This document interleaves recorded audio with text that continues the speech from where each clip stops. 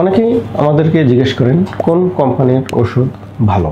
ওষুধ ভালো বলতে সম্ভবত ধরে নিলাম যে ওষুধটা কাজ ঠিকমতো করবে কি না এটাকেই বোঝানো হয়। তো ওষুধের গুণাগুণ এবং যথাযথভাবে কাজ করাটা কিন্তু শুধুমাত্র কোম্পানির কারণে নির্ভর করে না।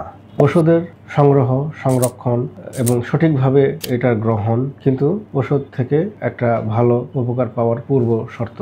যেসব ফার্মেসিতে তাপমাত্রা নিয়ন্ত্রণ করা হয় না সেখানে ওষুধের গুণাগুণ ঠিক রাখা যায় না। ইভেন বাসাতে এনে কোম্পানির নির্দেশিত তাপমাত্রায় সংরক্ষণ করতে হবে। কিছু ওষুধ যেমন অ্যাজমার ওষুধগুলোকে ইনহেলার নিঃশ্বাসের সাথে নিতে হয়, সেগুলো যদি ঠিকমতো না নেওয়া যায় তাহলে কিন্তু ওষুধ নষ্ট হয়ে যায়। কিছু কিছু অ্যান্টিবায়োটিক আছে যেগুলো খালি পেটে গ্রহণ করা উচিত, কারণ অন্য ওষুধের সাথে বা খাবারের সাথে এগুলো ওষুধের রিয়াকশন হয়ে এদের গুণগত মান কমে যেতে পারে। আবার কিছু ব্যথার ওষুধ বা যেগুলো ওষুধে পেটে জ্বালা পোড়া অস্বস্তি হয় সেই ওষুধগুলো কিন্তু খাবার সাথে গ্রহণ করতে হয়।